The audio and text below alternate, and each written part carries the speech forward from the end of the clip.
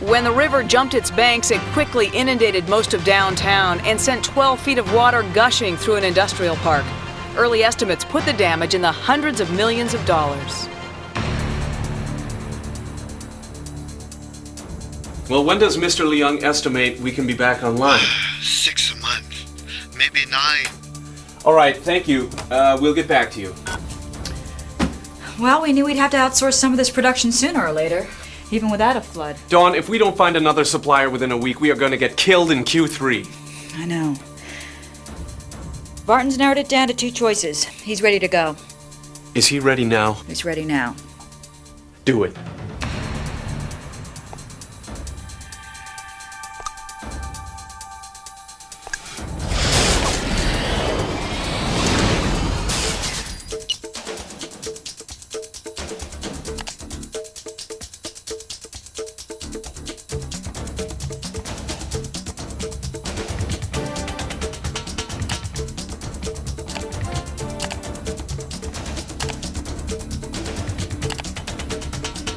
Hey, Barton, the mailroom needs that proposal.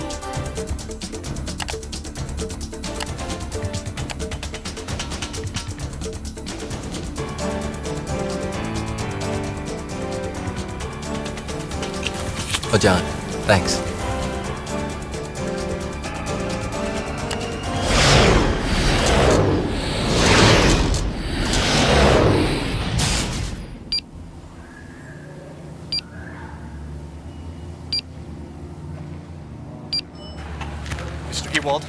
Mr. Ewald, you know that flood in Quanjin? Yes, and your point is? Well, it pretty much destroyed CMI's production line. Oh, well, I'm going to have to give Phil a call. They're going to need our help again. Should I get him on the line right now? I'm late for my 4 o'clock. We'll get him Monday. Mr. Ewald, but Mr.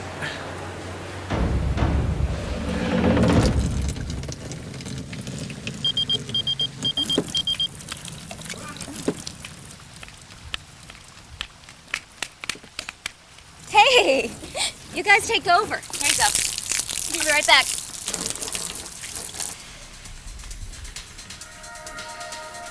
Oh, this is great. Glad I was hooked up to this email notification.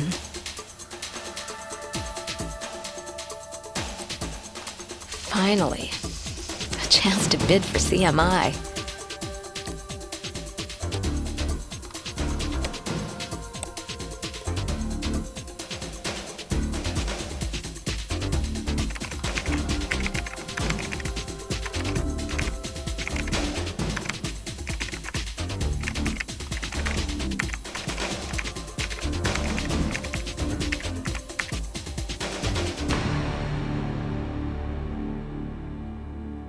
First of all, thanks, everybody. I really hate to disturb your weekend. Well, good morning, Jerry.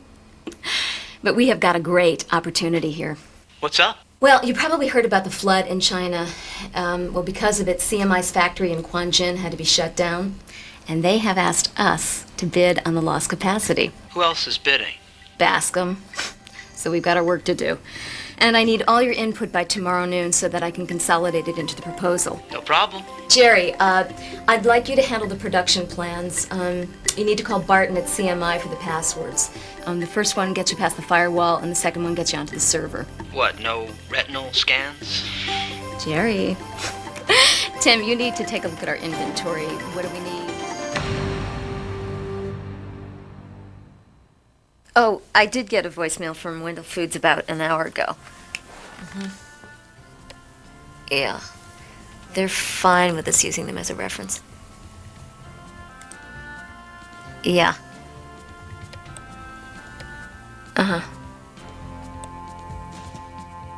Yeah. Okay. Yeah, they're in as a hot link.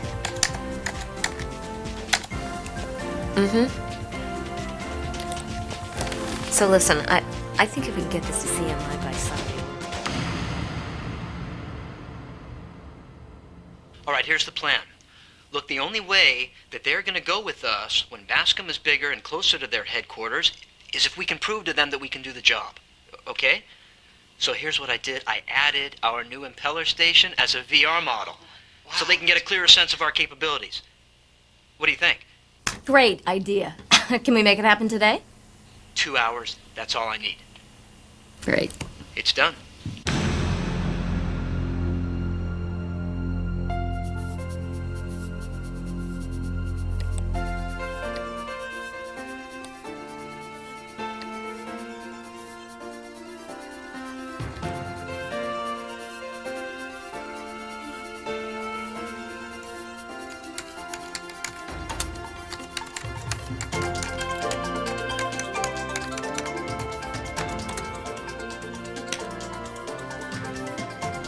Heartwood Manufacturing appreciates the opportunity.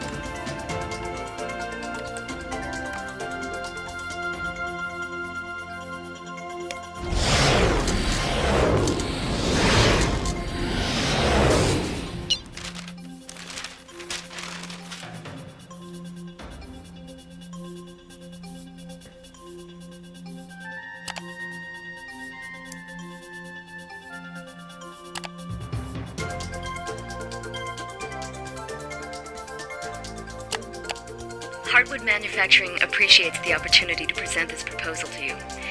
We're sure that we can very effectively meet and exceed all criteria as specified in your RFP. Thank you again. All right.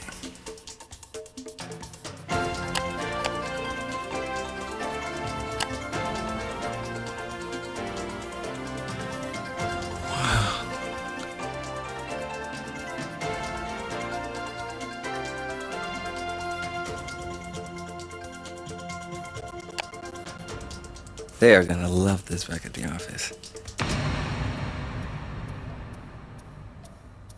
It's after 10:30 now. The email said it should be here. I don't care. Find it. Is there a problem?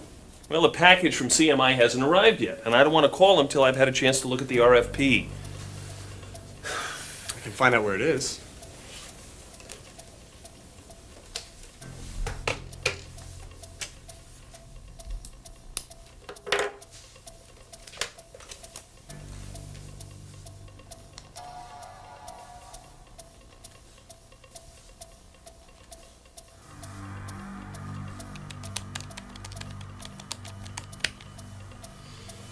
Okay.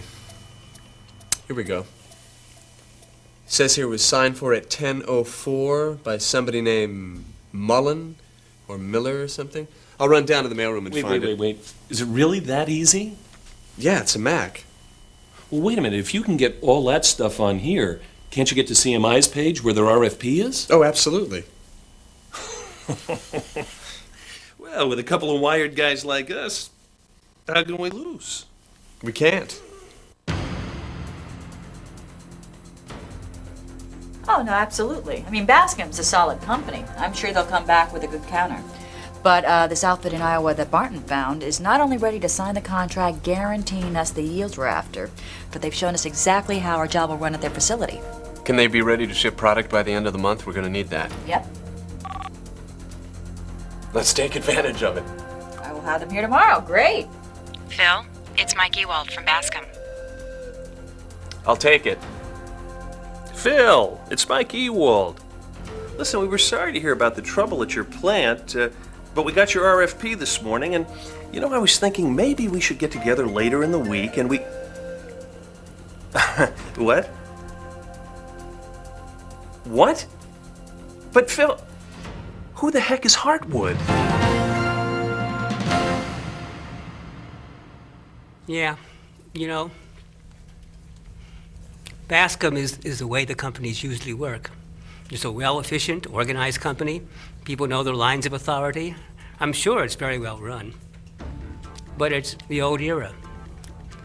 Now, Heartwood, they have their act together. That's a modern company. What they understand is true interaction. The interaction among them as commercial enterprises is typical not even of the distant future, but of where we are already. The world is moving away from the Bascoms and moving to the Heartwoods, where companies that find effective ways to use these new technologies to get their message across, to collaborate more effectively, are going to be the winners in the future. The cost of not being involved is extremely high, extremely high. I mean, we saw it in the example of the film. It's going to be lost business. That's the virtue of these new technologies. Hartwood understood the game. Bascom, they're dead. Managing legacy systems in a company today is just too expensive. Every time you want something out of it, you have to write a special application. And now with just generic low-cost tools, we can work with that information, integrate it with other information, and solve that problem once and for all. Intranets, look, are just a new way of allowing people in the company to access internal information of all sorts. It's just an extremely efficient, relatively low cost, and easy way of achieving what was somewhat more awkward and difficult in the past. But the net result is not simply a quantitative change, but a qualitative change. Business today is performed by teams that aren't located in one place. Companies are spread out all over nations, all over the world. The internet is beginning to allow companies to form virtual teams that work on a task together. The new technologies are really going to dramatically change the way we do business. For the first time, we can do our complete work, show it to you, share it with you, and then interact. I can't imagine a business that will not be affected by this. Frankly, I can't imagine a life that isn't going to be affected by this. What's the internet going to look like 10, 20 years from now? Well, at one level, that's easy. It's going to look very different than today. What I expect to be happening in the internet the next few years is that commerce is going to be real. People will transact business on the internet. You'll find your customers there, and they'll be able to buy things from you online. So all forms of commerce, of retail particularly, are going to be radically transformed. Imagine having a central medical facility and the ability of someone out in a small remote area to send a video of the symptoms of the patient, of the problems. Now when you add, say, online diagnostics to that, various electronic devices, if he could put a little collar on my finger and measure blood pressure and bunch of other stuff, and maybe even blood chemistry non-invasively, suddenly it's a whole new ballgame. Remote education, remote learning is going to be a very, very important part of this new technology. You can train your sales force, you can train your customers, your distributors, so on, worldwide through the internet as a distribution medium. It's much more powerful than video because of the interactivity and the immediacy of it. I think the business world is going to take to this very fast. They have a need for relatively low cost, high efficiency, perpetual learning for all of their workers. This is going to make that ever more accessible. I can send messages to my colleagues and receive them when I want to receive them. I can read and see and do what I want when I want to read and see and do them. And I want the technology to go away and not be in my face, to be simple and elegant. That's my dream for the future. I think we have to deal with, effectively, one way or other, the security issues, the privacy issues, and the intellectual property issues. People need to feel safe when they're on the internet. We need security that people can understand and believe in. Now, it isn't that the security isn't a big issue. It's a big issue. I mean, it's a big problem. I don't mean to say it isn't. But the solution is not cutting oneself off from the world. The solution has to do with a whole bunch of other practices and procedures inside the company and how one manages one's relationships and one's networks. But it isn't about cutting oneself off.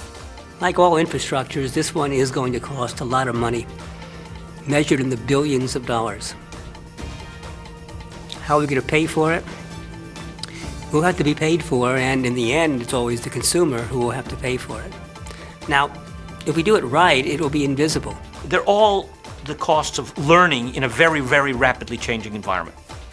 The costs of not doing it are finding oneself increasingly isolated.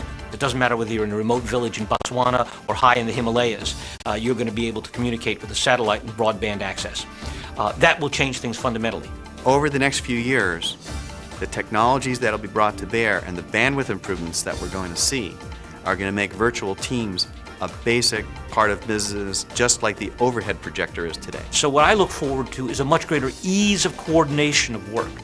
That's one of the things that the net makes possible. Probably the thing that we most need to have for the internet to succeed is stamina and patience. So the main lesson I take from this is, first of all, it's only going to get better. And second of all, you've got to remain flexible. Whatever you do, you should be out there today experimenting, learning. It's essential for your business. But it's going to change, and so you have to be ready to change also. Even those companies that don't know yet how they really want to use it, I think need to begin to experiment in a large-scale way. You should be on the internet to learn about it, to be exploring, because in the future, this is going to be the way of doing business. The internet is the solution. We've got to get on the internet, everything. And then we can go back to a time when we can work with anybody, anywhere, seamlessly, without the technology getting in the way.